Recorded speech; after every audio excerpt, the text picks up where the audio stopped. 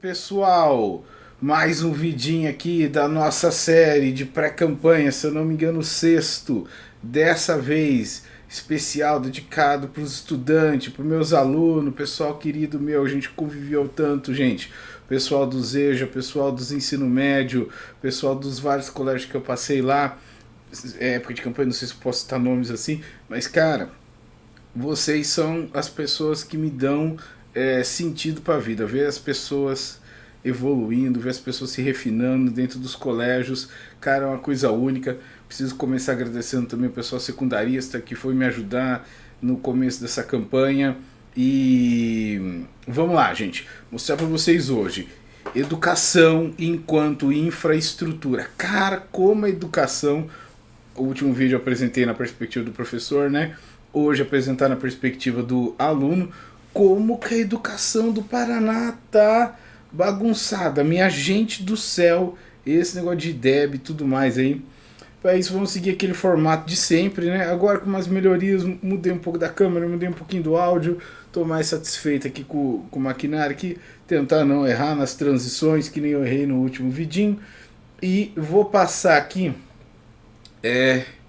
já para nossa apresentação. Como sempre, gente, apresentaçãozinha. Escola precisa funcionar para quem estuda, educação parte da infraestrutura do país. Como sempre, gente, a nossa a apresentação vai estar aqui no site da Escuta. O site também deu uma reformadinha nele. Antes ele não apresentava miniaturas assim, ó, e também não ele tinha um problema que ele sobrepunha umas coisas lá. Quiser deixar aqui opinião, quiser deixar aqui relato, dica, sugestão de como que a gente pode monitorar, como que a gente pode lidar com essas situações, vem aqui e coloca suas informações, né? Bastante gente já visitou o site, temos 400 e tantas visitas, só que eu achei muito poucas respostas. As respostas eu não posso mostrar, mas foram bem poucas, 17 só até agora, gente. Coloquem lá ideias que a gente realmente vai verificar, a gente vai realmente correr atrás do que aparecer por aqui. Então, daqui a um minutinho eu volto aqui para a gente conversar sobre as fontes. Mais uma vez, na nossa pesquisinha aqui, várias das fontes elas acabaram fechadas por causa da questão eleitoral, mas a gente pode pelo menos saber onde encontrar essa informação. Beleza, escola precisa funcionar para quem estuda, por quê? Porque educação, gente, é parte da infraestrutura estratégica desse país. Vai ter aqui uma série de argumentos então sobre o ensino integral, ensino regular, sobre o EJA, sobre a convivência comunitária, sobre o acesso à educação. Acessar esses espaços e se manter lá dentro tem sido muito difícil, e sobre como que a comunidade vai lidar com isso.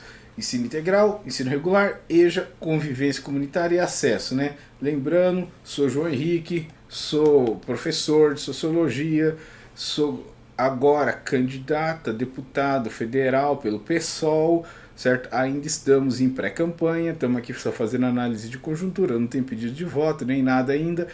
Tem lá o nosso espaço nas redes sociais também, onde você pode buscar conhecer e acompanhar a gente lá. As redes sociais também estão indo muito bem, fiquei impressionado com aquilo, certo? Não imaginava que ia ter uma repercussão com isso aí. Então, vamos lá. Soberania, existe soberania sem educação? Claro que não, gente, claro que não, certo? Vamos lá. O país soberano começa com uma escola que funciona.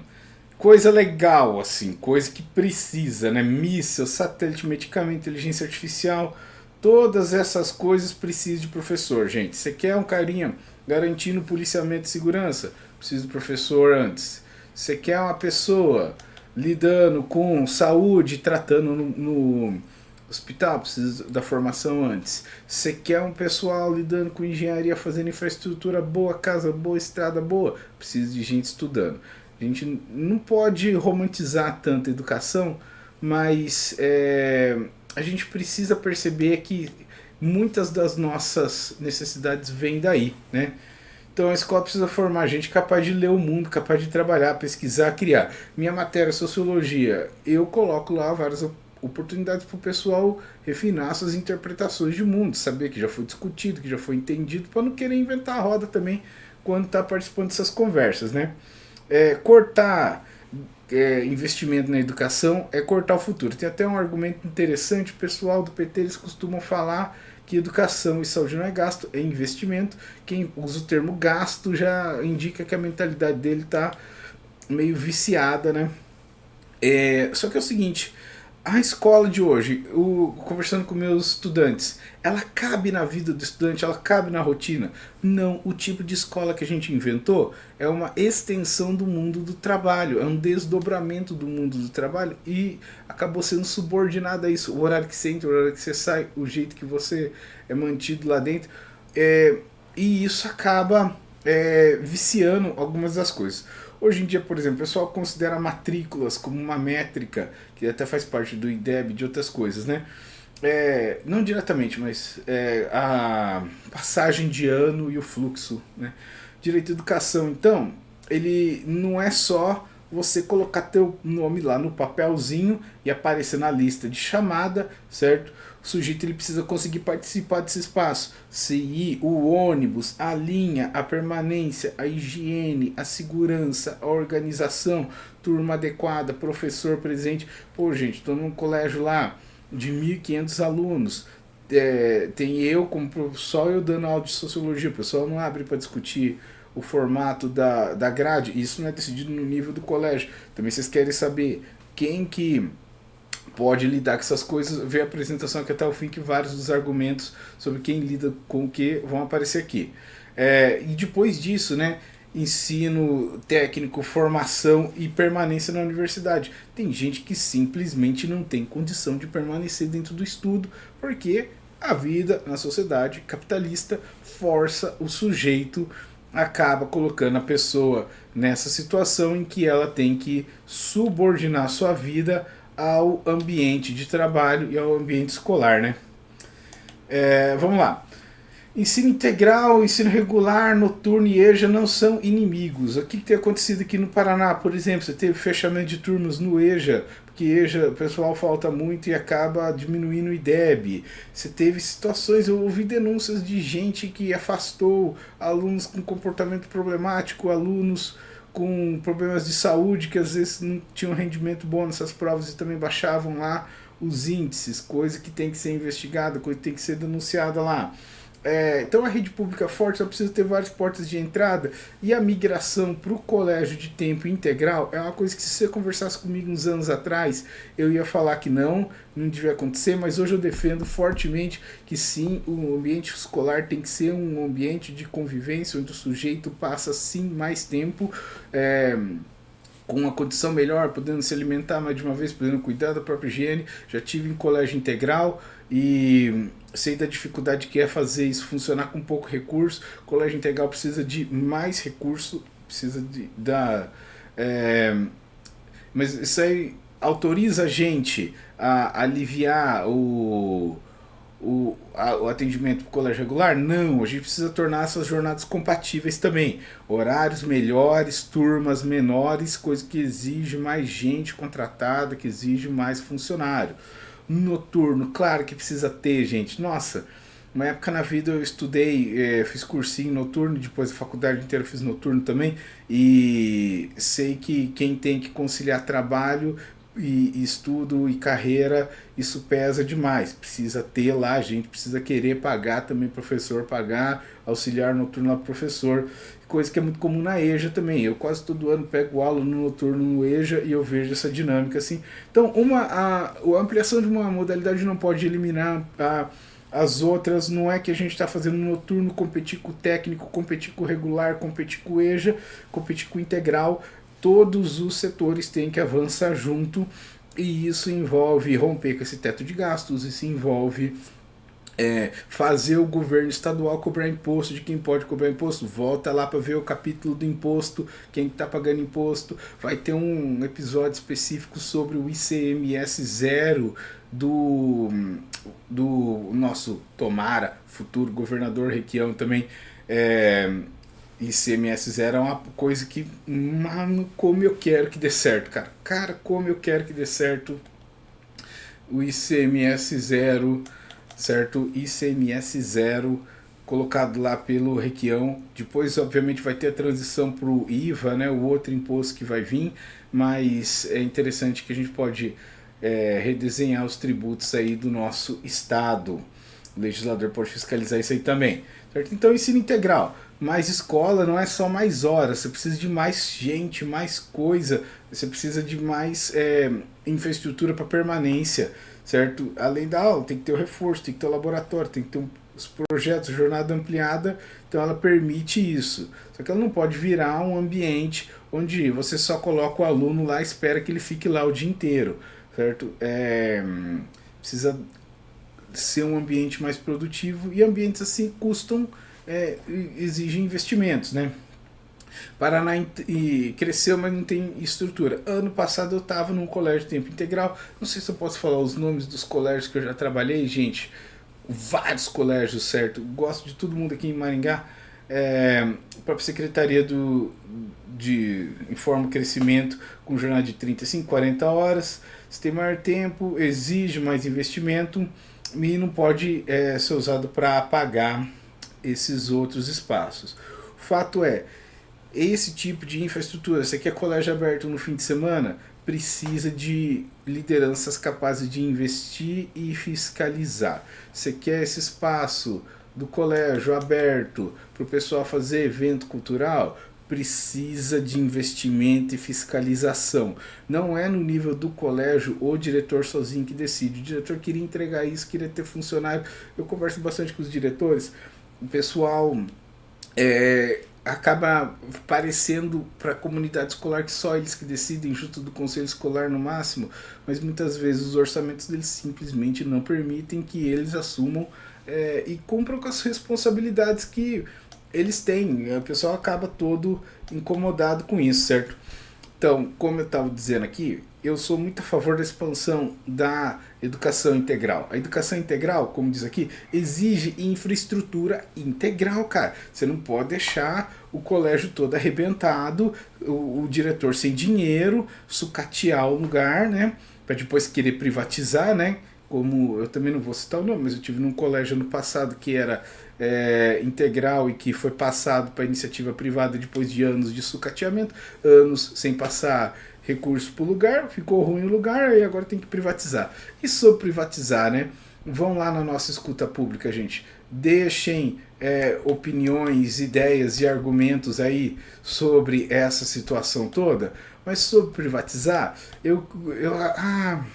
outra fonte que eu esqueci, o Gustavo, não sei o que, cara lá que faz, comediante que faz a Dilma, né? Numa sketch de comédia dele, ele mostrou um raciocínio que eu achei muito maravilhoso sobre privatização. Ele argumentou, se você vai privatizar, é o seguinte, você foi lá, foi negligente com a casa, juntou cupim nas paredes, aí você privatiza, você vende porque tá cheio de cupim, você vende porque já foi negligente, depois você vai comprar ingresso para frequentar a tua casa, certo? Você vai enfiar lucro, a lógica do lucro, onde não tem lucro, você tá entendendo? E imagine a catástrofe que seria se de repente, sei lá, você pega essa lógica privatista, coloca polícia para dar lucro, coloca justiça para dar lucro, vai ser o caos, né? A saúde o pessoal já consegue tirar lucro, o pessoal das estradas, né? Quem que arrebenta estrada é caminhão, gente. O pessoal que contrata caminhão é o pessoal que não paga ICMS na hora de exportar, o pessoal do agro. Então você tem uma circularidade viciada aí. Privatizar hoje é você vender a casa porque está com cupim e depois pagar para entrar lá. Ah, mas eu não estou pagando diretamente. Você está pagando sim com o seu imposto, bichão. Então fique esperto que isso aí, que privatização é coisa para gente oportunista. Então, esse projeto integral exige mais investimento, permanência com alimentação, espaço, biblioteca, equipe, gente.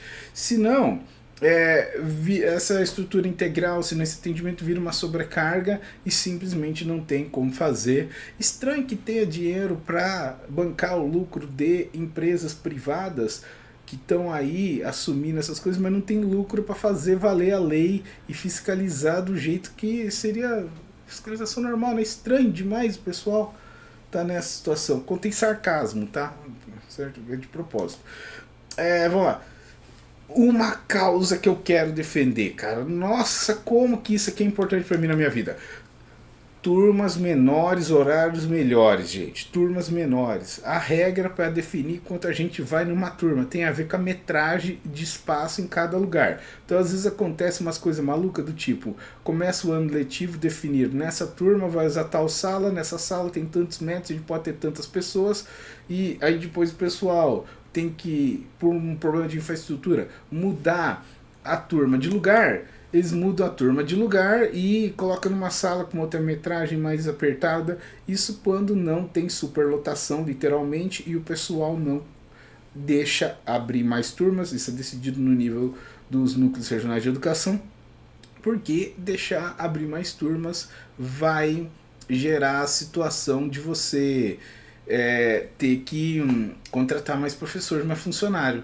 Certo? E o pessoal prefere dar o dinheiro para uma empresa privada que vai lucrar com isso, ao invés de permitir que o pessoal faça essas coisas. Então, turmas menores, turma, que devia ser uma turma, até perto do ensino médio, até o 9º ano, 15 alunos, para o ensino médio, 20 alunos no máximo, porque é muito difícil. Se você já teve numa sala de aula como professor, às vezes é meio a vida de Pi, sabe? O cara lá, o tigre e o cara no barco, e um precisa do outro para sobreviver, mas ainda assim é um tigre, ainda assim é um cara. É muito intimidador você chegar 6, 7 vezes num dia num ambiente tipo de 40 contra 1.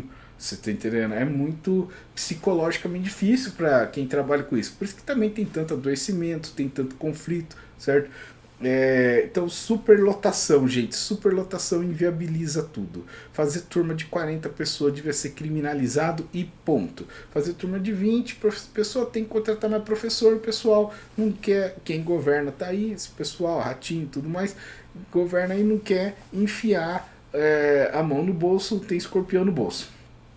Horários melhores, gente. O colégio integral ele já abriu margem para isso. O pessoal precisa entrar mais tarde, precisa sair depois do almoço, precisa ter alternativa do colégio regular para quem vai, por exemplo, começar a trabalhar, começa um serviço depois do almoço, beleza? As duas alternativas não são mutuamente excludentes, elas precisam existir, certo? Só que é muito interessante para uma formação bem legal o pessoal ter horários mais compatíveis.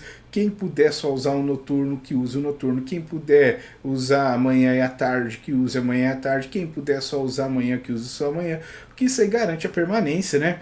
E organizar a escola pela conveniência administrativa, ou seja, pelo registro lá, pelo que é conveniente, não é o mesmo que organizar ela para aprender, porque a rede real precisa se adaptar à vida dos estudantes, coisa que não tem acontecido de uma maneira satisfatória. Então, escola viva é o oposto da escola militarizada. Essa escola que vai permitir que o sujeito esteja lá, mostre seu potencial. Eu falo para meus alunos, gente, escola é um lugar sagrado. Às vezes o cara entra lá pela primeira vez naquele portão sem saber nada, e às vezes o cara sai no último dia de lá e não estuda mais nada depois daquilo, e a única coisa que ele foi lá desenvolveu formalmente, ele desenvolveu ali, coisa que, é muito difícil, sabe? Então, escola viva é o oposto da escola militarizada. Essa escola que atende a comunidade que a gente está propondo, ela é o diferente dessa proposta tosca de escola através da coerção, né? Então, a escola aberta à comunidade é a segurança democrática. Ela precisa, né, tá aberta no fim de semana. Precisa sim ter evento no fim de semana, evento artístico, evento esportivo, evento cultural. Pessoal, colégio lá, o rapazinho, a menininha montou a banda, vai lá no fim de semana apresentar, ensaiar um teatro, apresenta no fim de semana, faz um campeonatinho de futebol lá. Isso daí revive o bairro, gente. Isso daí, nossa, que bem que faz para as pessoas. Como que isso é necessário? Isso cria uma noção de comunidade, de artistas, de atletas, cria uma noção de paz e pertencimento. Por que o sujeito vai lá e detona o colégio? Muitas vezes ele vai lá e detona o colégio porque ele entende que não pertence àquele ambiente. Certo? Se o pessoal vai desenvolvendo vínculos afetivos com o local, eles vão ficando mais abertos a preservar isso aí. e começam a perceber esse território, essa escola como um espaço público coletivo. Então, quando a comunidade ocupa a escola com arte, com esporte, com convivência, a escola deixa de ser um lugar só de cobrança e vira um espaço onde o sujeito se identifica, lembra, ó, teve o dia que eu conversei aqui, teve o dia que eu vivi aquilo, aprendi aquilo, entendi aquela situação, e isso daí é uma proposta similar aos CIEPs lá que tinha na época do Brizola, no contexto do Rio de Janeiro, se eu não me engano, dos anos 80 e 90, quando o pessoal colocava colégios que também serviam como espaço comunitário, certo? Escola aberta exige investimento, não é coisa de improviso, precisa de dinheiro.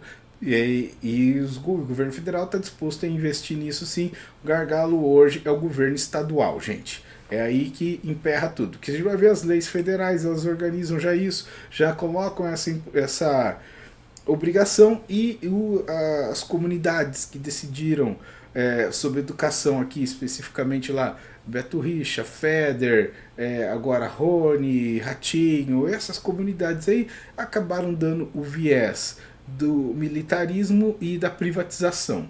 Duas soluções toscas, ridículas, limitadas e que só colocaram um monte de gente, atravessador, um monte de cupim no meio da educação. Então, abrir a escola aos fins de semana, exige orçamento, equipe, responsabilidade. Hoje em dia, com esse mecanismo de terceirização de funcionário, putz, cara, quantas vezes já vi diretor com problema de falta de funcionário, o funcionário está lá na terceirizada, privatizado e não consegue manter higiene, organização, programação local, certo? Então, vários orçamentos podem vir, orçamento federal, estadual, PDDE, orçamento próprio, convênios locais, rifa, bingo, mas tudo precisa de prestação de conta, né? Manutenção, então, manutenção de banheiro, manutenção de cozinha, espaço lá onde eu dou aula, por exemplo, você tem lá só amanhã, tem 15 minutos para o pessoal comer, 1.000 e tantas pessoas comendo, gente, uma fila gigante, certo? Todo mundo, todo dia tem atraso, todo dia tem enfrentamento, todo dia tem gente se atropelando, e acaba virando uma coisa que devia ser dimensionado para baixo, devia ter mais turmas, outros horários, mais flexibilidade para isso, certo? Isso é o oposto da militarização dos colégios. Pô, militarização dos colégios, para começo de história, um sumidouro de dinheiro. Tem uma das reportagens que a gente vai verificar ali, vocês vão perceber, é um jeito que arrumaram para pendurar um monte de gente que muitas vezes tem uma atitude questionável mesmo. Essa noção também de militarização muito jovem pode gerar uma naturalização daquela coerção fascista, certo? E eu não duvido que muita gente formada nesse tipo de colégio vai ter, pro azar da pessoa, talvez ela supere isso numa vida, mas vai ter uma predileção para essas formas da violência e do fascismo, né? É a única maneira de você mostrar o seu potencial através da violência? Não, certo? E é muito ruim que a pessoa naturalize isso tão jovem. Então, a resposta democrática para violência e desorganização é transformar a escola em quartel. É investir em equipe, convivência, ambiente melhor, turmas menores, horários melhores, esporte e manter esse caminho democrático aberto. Escola aberta com a comunidade presente. Caminho errado que a gente considera disciplina militar, controle vertical, farda, medo, substituição da pedagogia, substituição do estudo do aprendizado pela mera obediência. Seguinte, o Programa Federal de Escolas Público Cívico-Militar foi revogado em 2023, então não é para ter, certo? O Paraná está sendo questionado na justiça pela existência desse tipo de educação, certo? Não era para ter, para comentar história, não é para ter. Então vamos deixar isso claro desde o princípio. Eventualmente vão ter que desmanchar se for seguir a lei, né? Claro, se não quiser seguir a lei, beleza, então, né? Beleza nada, né? O STF vai atrás desse pessoal. Escola pública é o centro vivo de uma comunidade, certo? Em volta de um colégio que o pessoal vai criar a sua vida social, certo? Eu vejo isso muito no colégio onde eu dou aula lá, que fica bem no centro aqui da cidade. E o pessoal tem um apego muito grande com a praça que a gente tem ali na frente, tem um apego muito grande com os espaços lá, e é um lugar muito gostoso, um lugar muito bonito. Segurança escolar é cuidado, é prevenção. O que acontece dentro do colégio? Todo tipo de abuso, todo tipo de maluquice, todo tipo de assédio, isso não pode prosperar, gente. A gente tem protocolo para quase tudo, para violência de gênero, para intimidação, para LGBTfobia, racismo, bullying. Eu mesmo não uso a palavra bullying, inclusive até aproveitar aqui e fazer uma coisa interessante. Gente, eu não uso a palavra bullying, certo? O pessoal fala bullying, não tem tradução para português. Tem sim, cara. Chama assédio, chama racismo, chama intimidação. A gente tem vocabulário em língua portuguesa assim para falar disso. É ruim você evitar falar, por exemplo, de racismo, machismo, homofobia e colocar esse rótulo bullying, ele acaba esvaziando. É uma solução nomotética. Você está dando nome para aquilo que já tem nome, certo? Você não precisa de um vocábulo novo para fingir uma sofisticação naquilo que não existe, você precisa de objetividade. Se se trata de racismo, você usa o termo racismo. Se se trata de machismo, você fala de machismo. Se trata de homofobia, se trata de aparofobia, se trata de xenofobia, certo? Existe vocabulário sim em língua portuguesa, não precisamos ficar apelando por esse anglicismo nomotético do bullying, certo? Então, o que acontece? Existe protocolo para prevenção? Claro, a gente vai lá educar. O pessoal fala, professor, você fica falando bem do pessoal indígena e eu convivo com gente que gosta de discriminar eles. Aí o pessoal vai falar, seu woke, fica aí falando que não pode fazer piada racista, fica aí chamando atenção quando os alunos são homofóbicos. Imagina se eu ensinasse o contrário, imagina se eu ensinasse que tem que humilhar o cara estrangeiro, que tem que humilhar o sujeito negro, que tem que humilhar o sujeito indígena, tem que humilhar o sujeito LGBT, certo? Nunca, certo? Nunca, nunca, nunca. A gente precisa ensinar as pessoas a conviverem. A equipe, o serviço social, o serviço de psicologia precisa de gente especialista para entender essas questões de saúde mental e especialista para entrar no serviço social e conhecer ali a vida dos outros, né? Sem estrutura também não dá certo. Eu já trabalhei em colégio que luz fica queimada, mesa a fio, não tem dinheiro para trocar, banheiro todo arrebentado, né? E para quase tudo a gente já tem protocolo, já tem um assédio, tem uma intimidação, já tem um protocolo, já tem mais ou menos como atuar. Então não é questão de legislar. O problema é treinar o pessoal para responder rápido e fiscalizar. É isso que é difícil hoje em dia. Então a escola segura aquela que o estudante sabe que será protegido quando pedir ajuda. Vários alunos meus já confessaram situações muito graves nas vidas deles. Um beijo, um abraço para todos, gente. Militarização, meramente disciplina. Tema importante: alimentação, higiene e permanência. Vou pegar uma água aqui enquanto vocês vão na nossa escuta pública. Eu vou tomar uma água aqui, que já foi quase meia hora falando.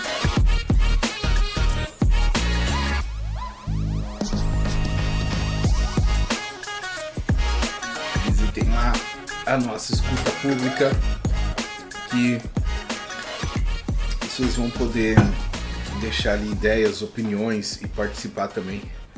Voltando aqui pro tema, né? Alimentação, higiene, transporte, permanência. Tempo integral e a educação no geral precisa também dessa alimentação integral. Então, onde vem a alimentação do colégio? Vem das cooperativas, vem da reforma agrária, vem do sítiozinho, não vem do agro gigante e não vem do pessoal industrial também não, certo? Vem da agricultura familiar. Merenda não é detalhe, tem gente que a única refeição que faz lá no colégio, cara. Nossa, que situação. E tem umas comidinhas gostosas, de vez em quando vem uns macarrão esquisito, de vez em quando vem umas bolachas secas. Passou esse ano aí uns 2 meses, 1 mês e pouco aí sem carne. O pessoal comendo só uns arroz, feijão, uma salada lá, comidinha fraca, certo? Para muitos alunos, então, essa alimentação escolar interfere diretamente na permanência, na concentração. Gente com fome se revolta, gente com frio se revolta. Deram uns agasalhos lá também. agasalho que veio de dinheiro do governo federal, hein? O pessoal nem anunciou isso aí. Se a jornada aumenta, como a gente pretende, a alimentação precisa aumentar com qualidade. Essa alimentação vem da agricultura familiar e você tem o TCU, o Tribunal de Contas da União, Controladoria Geral da União, Fundo Nacional de Desenvolvimento da Educação, Ministério Público. Esse CAE eu não sei o que é, são os órgãos que podem fiscalizar. O Plano Nacional da Alimentação Escolar prevê, tem um plano federal para isso. Controle social, e coloca lá também o pessoal que tem aquela formação, como é que é? Nutricionista, com o tempo de permanência de estudante. Vamos lá, higiene custa grana, pessoal, banheiro, manutenção, esse conforto, ventilação, sombra, tem uns lugares com as janelas erradas, fica quente, no verão fica frio demais na época do frio, certo? Banheiro sem condição, lugar que falta d'água, falta de luz, tem lugar, tem colégio que não tem esgoto, gente, tem colégio que não tem esgoto, você bota fé, às vezes não tem água pra, salas e quadros abandonados, diz estudante que o Estado não se importa, né? Uma escola de tempo integral, ela precisa disso para funcionar. Então, só aparecer bonito no papel e continuar ruim no banheiro, não tá certo, pessoal. Tem denúncias, tem informação sobre isso, indica lá pra gente. Só que esses investimentos, eles estão congelados por causa do teto de gastos, isso no nível federal, embora o pessoal petista tenha planejado várias dessas coisas. No nível estadual, os grupos que governam, eles até o momento colocaram o interesse privado, o interesse de lucro, acima dessas responsabilidades, e os investimentos não têm sido feitos porque eles não querem ter que cobrar imposto dos amigos ricos do setor do agro lá. É basicamente isso. Grosso modo é isso. A gente poderia, por exemplo, diminuir o ICMS do comércio, aumentar o ICMS desse setor do agro e fazer esse pessoal que arrebenta estrada bancar as estradas e os colégios que precisa ter. Uma escola pode parecer bonita no papel e continuar ruim no banheiro. Terceirização acaba virando a redução do seu direito, sim, certo? Por quê? Você tinha lá o direito a um lugar organizado, a um lugar limpo, e de repente limpar o lugar, organizar o lugar virou uma tarefa lucrativa, e a empresa que vende serviço de terceirização, vende serviço de limpeza, vende serviço de higiene, essa empresa ela acaba agindo diante da lógica capitalista e preocupando principalmente com o lucro, sem treinamento, sem trabalhadores suficientes e sem qualidade nesse serviço contratado. Então, uma coisa absolutamente indispensável para nossa época agora, fiscalizar esses contratos de terceirização, porque tem uma comunidade de empresas que ficou imensamente rica vendendo esses serviços que eram feitos antes com funcionário público. Antes era ruim porque tinha corte de gasto. Agora continua o mesmo corte de gasto com uma empresa lucrando em cima daquele gasto que já estava sufocado. Por isso que está pior, certo? Então não é botar mais outra empresa, botar de novo a lógica do lucro. O que precisa é fiscalizar para garantir que esse orçamento que vem permite que a gente invista na educação. Então a transparência, os dados abertos, escola por escola, vão permitir que a gente mantenha essa qualidade.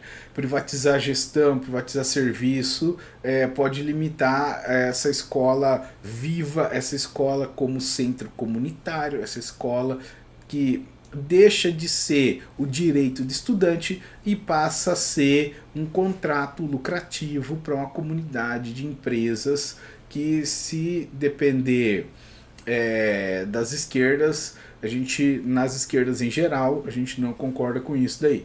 Inclusive o fato do pessoal do PT permitir essas PPPs aí é questionável mesmo, sabe? Quando está terceiriza, precisa provar que o contrato melhora o serviço, não apenas reduz o custo, transferindo a precarização. Tem casos de privatização que foram proibidos na justiça porque não ficou provado que era realmente lucrativo, era economicamente viável. De novo, o pessoal enfia lucro aonde não devia ter lucro. E isso daí precisa ser percebido, gente. Privatização é enfiar lucro onde não devia ter lucro. Tem coisa nesse mundo, cara, que é serviço público, que não é empresa. Não é essa lógica que resolve. Bem, da verdade, essa lógica vai acabar drenando os recursos, como a história já prova. Se você for objetivo analisar a história dessas situações, você vai ver que essas privatizações não melhoraram nada, não. Então, vamos lá. Transporte escolar, gente. Ficar dependendo de rede de ônibus, não ter uma rede de ônibus própria, escolar, tipo caminhos da escola ou coisa parecida, dificulta o acesso, o sujeito desiste antes de começar, porque ele sabe que não tem uma linha, sabe que o horário dele vai ser ruim, sabe que vai ter que acordar, pegar uma, duas conduções, né? Então, o direito à escola começa sim antes do portão. Começa na possibilidade de chegar. Eu lembro uns anos atrás, eu trabalhava num colégio longe na cidade, eu tinha que pegar 2 ônibus. Eu tenho uma amiga minha querida que está trabalhando na cidade vizinha, que ela pega 40 minutos para ir para o serviço, 40 minutos para voltar. Para o professor também é difícil, para os alunos também é muito difícil. Então você tem alguns planejamentos que foram colocados para funcionar, que tem que ser fiscalizados. O caminho da escola, o PNATE, que é custeio suplementar para comprar pneu, fazer manutenção, tá lá, caminho da escola para comprar a frota mesmo, para comprar o ônibus, comprar a van, certo? E horário, eu sei de um drama no colégio onde eu já passei também, do qual eu faço parte, que há muitos anos você tem uma dificuldade de conciliar os interesses do colégio e conciliar os interesses dos estudantes com os interesses da empresa. Inclusive, vários estudantes chegaram bagunçando nos ônibus lá, depois tiveram um desentendimento com o pessoal da empresa lá, mas gente, aluno, molecada é assim mesmo, você entendeu? Que negócio de farmar aura. O que é farmar aura, gente? Farma aura é bagunça, cara. Molecada sempre fez isso. Vocês precisam de um lugar para bagunçar, ficar lá fazendo. Isso aí é a versão atual de uma coisa que toda pessoa jovem e saudável faz, que é bagunça, certo? Não tem problema nenhum com farmar aura, campeonato de farmar aura, desde que não se machuque. Lá tá ótimo, pode rolar no chão, gritar, tá boa. Se não fizer isso, fica um adulto recalcado. Então, matrícula sem transporte não é acesso. Que nem depois a gente vai falar do ensino superior, uma rede que só considera a matrícula como um sucesso não está sendo, não está cumprindo sua função social da maneira correta, certo?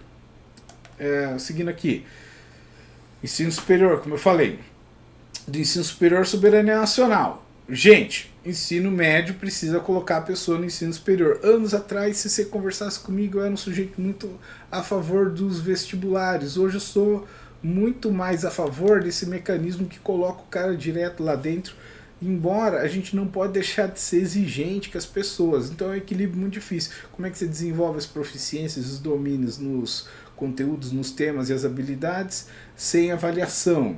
Ao mesmo tempo colocando avaliação externa, talvez a avaliação externa pudesse colocar essa condição para o pessoal, certo? Tem opiniões sobre isso? Vai lá na nossa escuta pública, deixa lá suas ideias e tudo mais, e contribui com a gente aí, passa nas redes, passa esse conteúdo para frente, leva para os estudantes, leva para os vários grupos, e saiba que uma candidatura, a nossa candidatura aqui pretende, caso eventualmente eleito, fiscalizar toda essa situação aqui. Não é só nós vai fazer um lugar melhor lá e vai fazer passar um pano aqui. Não, a gente vai fazer melhor mesmo.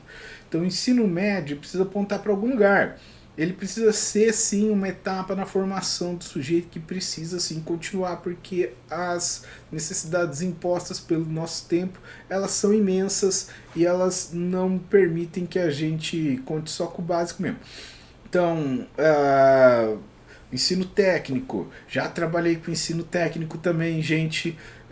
Você precisa, hoje em dia é muito difícil trazer gente do setor privado para as matérias no ensino técnico. Eu já tive alguns colégios onde o pessoal simplesmente tinha matéria, não tinha professor, também porque não fazem a carreira ser atrativa e não conseguem fixar gente.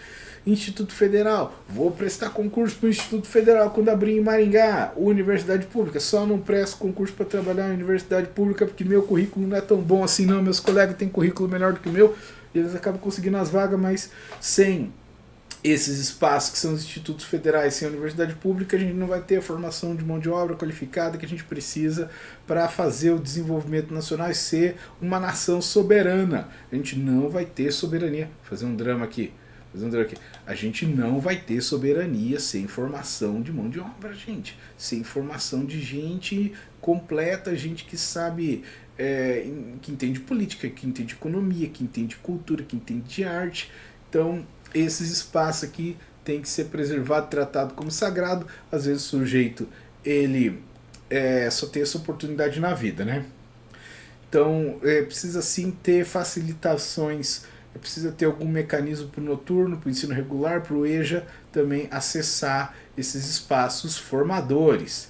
Ou seja, para colocar aqui um argumento mais sintético, entrar no espaço educacional, fazer a matrícula é importante, mas permanecer nesse espaço é sim, indispensável, decisivo, é o que faz a diferença.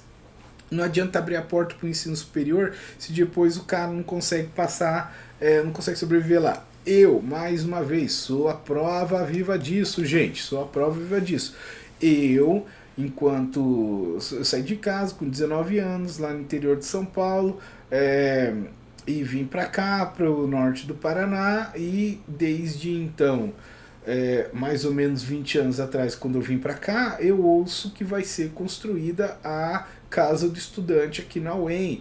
Cara, o quanto de dinheiro eu já gastei nessa vida. Esse lugarzinho que é um micro apartamento que eu moro aqui na Zona 7, e até hoje ainda pago aluguel, certo que eu não tenho nenhum imóvel próprio, né? Até hoje não levantaram a Casa do Estudante, gente. Eu já tive que morar em República com amigos meus aí, anos a fio, certo?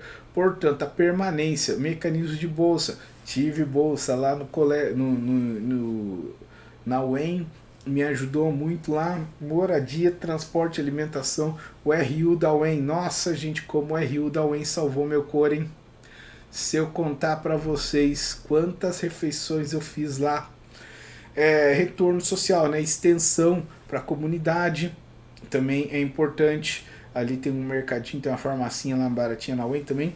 Então a escola pública precisa preparar o sujeito para entrar, mas o Estado precisa garantir as condições para o sujeito permanecer. Ah, aqui, cortado, né? Cortado, ó. O Estado, ele precisa garantir que o sujeito tenha condições de permanecer no ensino, senão a soberania ela acaba toda viciada, que depende também da pessoa conseguir concluir essa formação. Não é só porque matriculou que ele está lá já e já vai dar tudo certo miraculosamente. Não é assim que a realidade funciona. Passe lá na nossa escuta e deixe a sua opinião também. Então entrar é importante, mas permanecer é indispensável. Da onde pode vir o dinheiro? Certo? Da onde vem o dinheiro para isso? Da onde vem o investimento disso? Uma escola viva não nasce só do discurso, precisa de orçamento planejado, investimento continuado, fiscalização.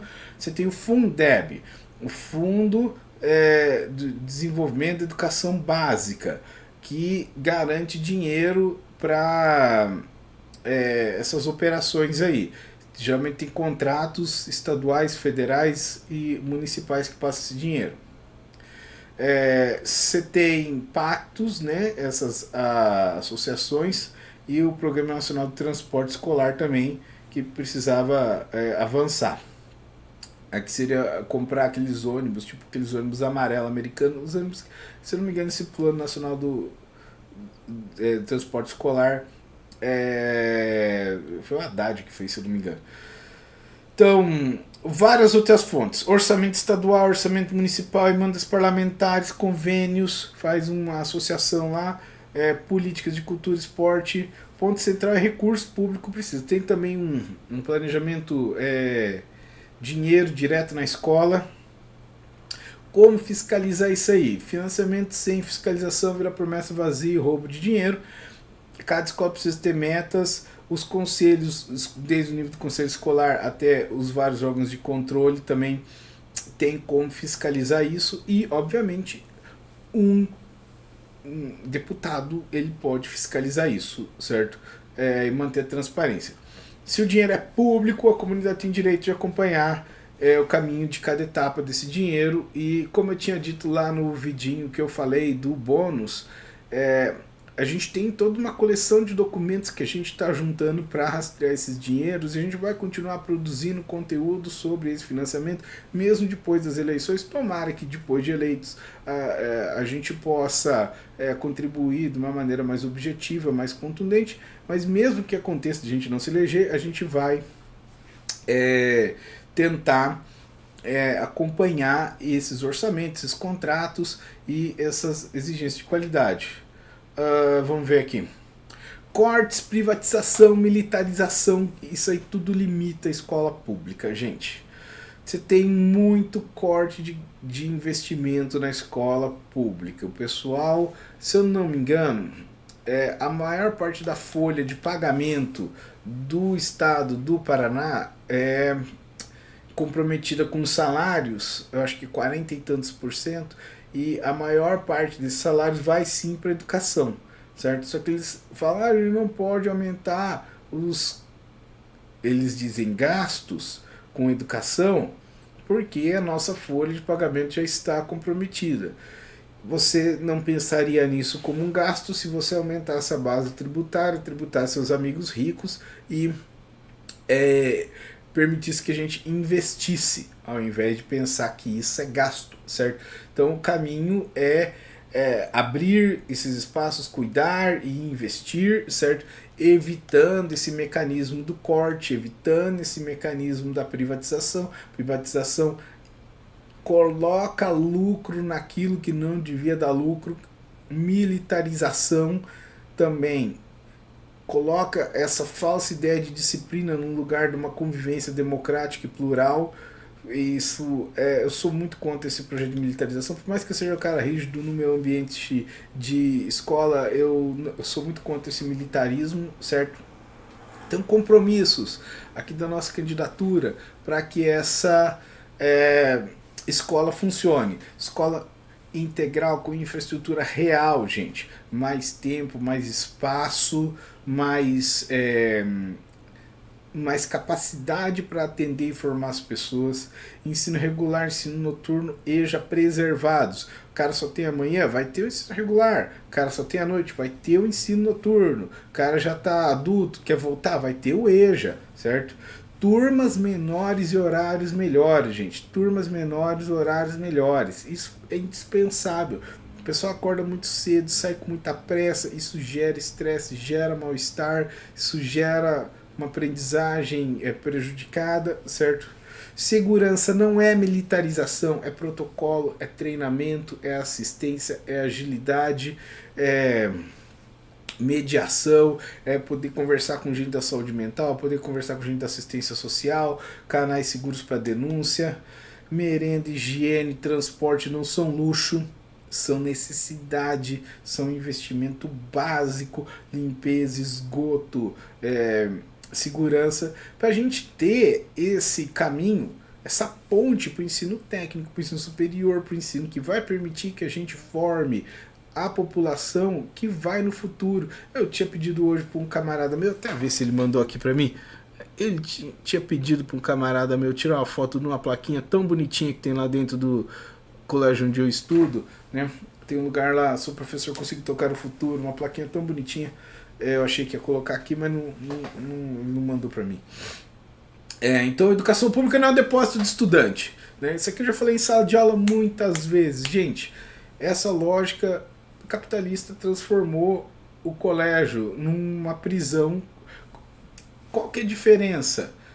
Você tem lá, se não me engano, Foucault falando do panopticon. Foi Foucault, cara.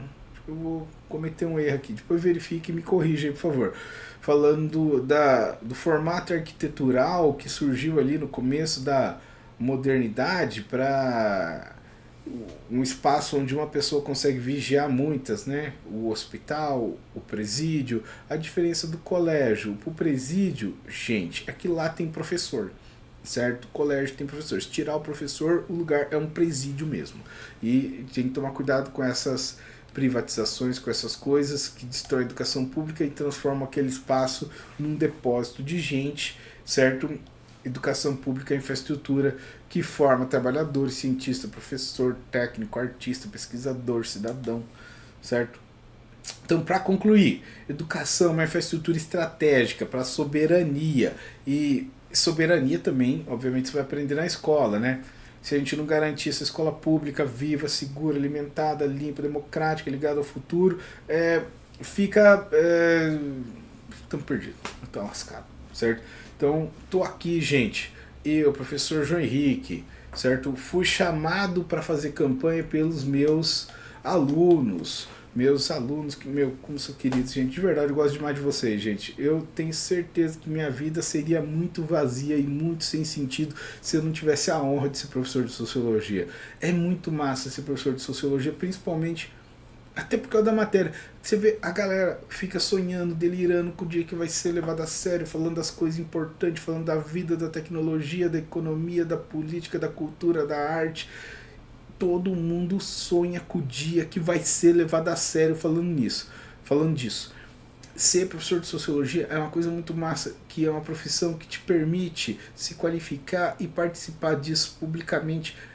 Eu adoro, de verdade, eu teria um vazio muito grande na minha vida se eu não pudesse, não tivesse essa oportunidade de dialogar, de analisar a conjuntura, de informar e principalmente, vocês não têm noção do orgulho que eu sinto de vocês que são meus estudantes, que eu percebo a pessoa se refinando, ficando mais culta, ficando mais inteligente, mais capaz, mais séria.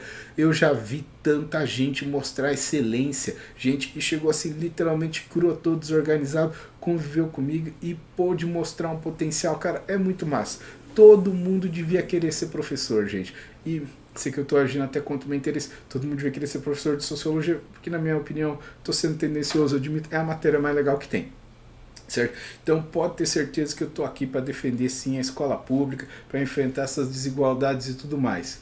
Além disso, temos aqui fontes, né? Fontes, porque professor também precisa de fontes. Várias dessas coisas aqui estão bloqueadas agora pelo momento eleitoral, né?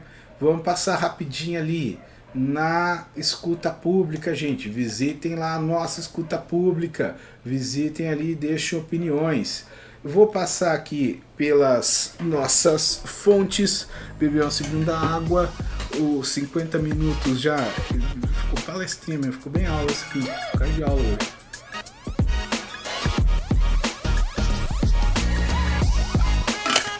Vamos lá. Fazer aqui uma alteraçãozinha também. Ah não, senão eu vou tirar o suspense da coisa. Vai ser assim. Na nossa escuta pública então, tivemos aqui o mouse, meu Deus, esse equipamento aqui. Vamos lá, pessoal, visitem aqui a nossa escuta pública e tal. Deixe aqui as suas opiniões. Ó, que legal que ficou. Isso aqui deu trabalho, hein? Fazer esses negocinhos aqui. Deixe aqui suas opiniões e tal. E tem aqui também as nossas redes sociais. Você pode vir aqui em cima e procurar nossas redes sociais. Tivemos 413 visualizações. Venceu aqui. Ele tem um mecanismo seguro aqui que expira. Então vamos ver. O Glauber soltou a lista desse pessoal corrupto. Camarada Glauber, ele também fez aqui uma defesa da camarada Erika Hilton nesse discurso muito legal que também vou postar lá no site.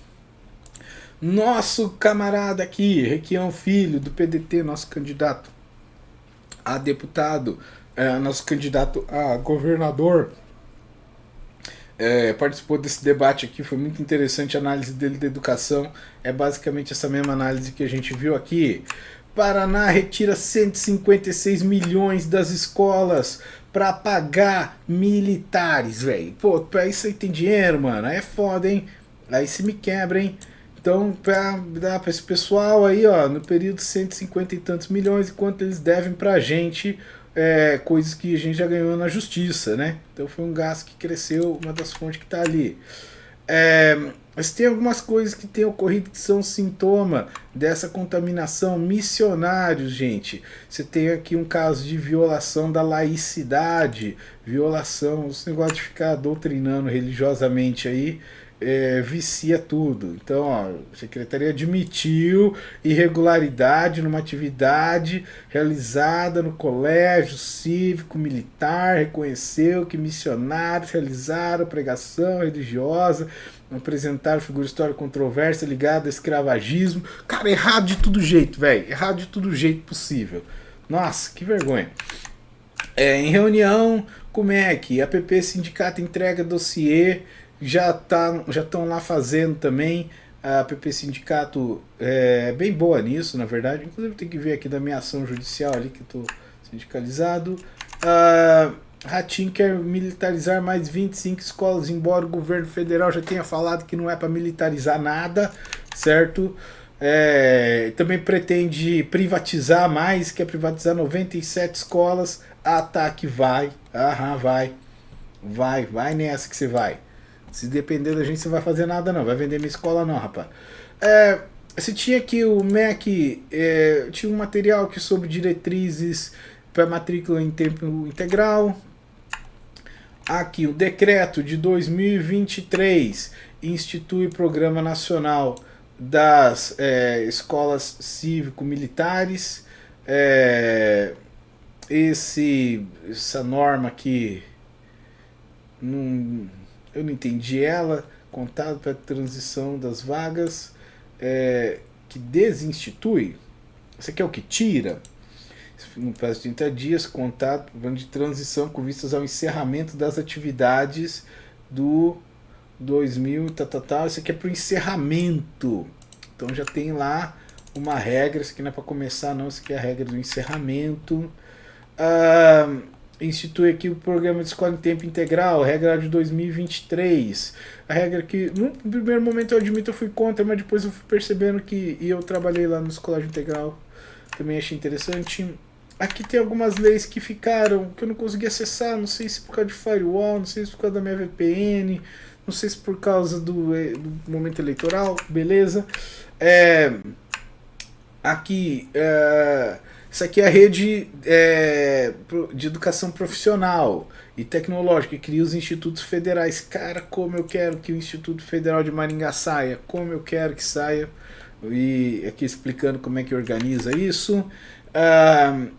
Prestação de serviço de psicologia e serviço social. Precisa de gente que entende saúde mental dentro do colégio. Precisa de gente que sabe conversar com as famílias dentro do colégio, certo? Porque não é só o educador, não é só o pedagogo. A gente precisa de funcionários com essas formações aqui nas nossas equipes. Todo lugar que tem assistente social e psicólogo, o ambiente vai melhorando e eles conseguem lidar com várias dessas emergências, né? Você tem já a legislação, né, de proteção à criança e adolescente contra a violência nesses estabelecimentos educacionais, principalmente no caso de abuso e exploração sexual de crianças. Nossa, já tive uma vez uma situação que a gente sabia que tinha um pessoal, até deu um problema lá na justiça, fazendo como é que é, cooptação para exploração sexual de tempos em tempos. Tem um pessoal querendo levar a gente para prostituição. Programa Nacional de Assistência Estudantil, também de 2024. Por isso que é tudo lei recente, né? Tudo da época aqui, ó. Quem vai estar aqui embaixo? Vamos ver quem vai estar aqui embaixo. Luiz Inácio Lula da Silva. É o nosso Lula, né? Aqui explica como que vai organizar a assistência estudantil, quem que será implementado de forma articulada, se houver discurso orçamentário. Essa aqui que é a parte difícil, né? Porque tem que vir da onde? Isso aqui regulamentado tá, só que tem que fiscalizar de onde vem esse dinheiro. De onde vem? Fundo Nacional de Desenvolvimento da Educação, certo? Que tem que uma lei específica sobre alimentação escolar, que exige lá nutricionista, que exige lá a compra de comida da agricultura familiar também, e algumas coisas que estão fechadas, né? O Caminhos da Escola, que foi o Haddad que fez lá em 2007 para garantir acesso, comprar as viaturas que levam o pessoal, certo? Você tem esse outro aqui, Programa de Dinheiro Direto na Escola, PDDE, de 95. Vários professores, vários diretores meus falam, mas não atingimos a meta do PDDE, não sei o que. E aqui explica um dinheirinho que vem direto para a escola, sem passar pelo planejamento do intermediário no nível estadual. A lei de escola em tempo integral também de 2023, que é uma lei que organizou esse sistema aqui. Aqui de novo da alimentação escolar, Programa Nacional de Apoio ao Transporte Escolar. Essa lei aqui é para suplementar manutenção, seguro, pneu, taxa, imposto, Detran, freio, suspensão, motor, funilaria, recuperação de banco. Os alunos, por favor, não arrebentem os bancos, por favor, não arrebentem os ônibus aqui, para manter as viaturas que são públicas e que carregam os estudantes. Então tem um negócio lá, não é só comprar a viatura e soltar na mão dos caras, certo? Você tinha que... Esse programa Escola Aberta, que é mais ou menos esse projeto que eu queria que funcionasse, mas por algum motivo aqui no nível federal esse site não está funcionando. No nível estadual, parceiro da escola, isso aqui é a lei que autoriza de uma maneira irregular a escola a ser vendida aqui para o pessoal do setor privado. Algumas páginas também. Página aqui, ó. Registro segundo maior crescimento de matrículas no período integral, no Paranazão. Paraná terá mais 30 e tantos colégios militares, não sei porque correu 404. E lá em São Paulo ele tem uma escola aberta também, que eu já conversei com o pessoal, educador lá de São Paulo também, estão bastante felizes. Mas de novo falta recurso. Deixe lá a escuta pública aqui. Selecionei uma imagenzinha, como eu estou querendo fazer em todos aqui, uma imagem que eu acho muito interessante, a imagem da bandeira vermelha escrito Poder Popular. Por que essa bandeira é importante, gente? Porque minha bandeira jamais será vermelha, mas devia ser, bicho, devia ser vermelha pintada com a tinta do pau-brasil, na verdade, devia ser vermelho, vermelhão, certo? Centralizar isso aqui que eu não tinha centralizado ali antes, já demorei, devia ter feito isso aqui antes, mas beleza. Pessoal, visitem lá a nossa escuta, deixem lá sua opinião sobre educação. Estão atendendo vocês, estão roubando dinheiro lá do colégio? Você pensa que é só o diretor que decide sozinho? Claro que não, não é o diretor que decide sozinho, não. É um esforço coletivo, gente. A gente precisa de representantes e de uma candidatura que fiscalize isso, não com aquela coisa rasa, moralista. Não, aqui tem que militarizar tudo, se não impõe ordem, se não bater, se não der dinheiro, não vai para frente. Então, evitem essas situações. Todas as fontes estão lá, visitem a nossa escuta pública e deixem lá suas ideias, suas contribuições. Pessoal, agradeço demais aí, um abraço para todo mundo, um abraço especial para meus alunos aí, muita saudade de vocês. Tudo de bom.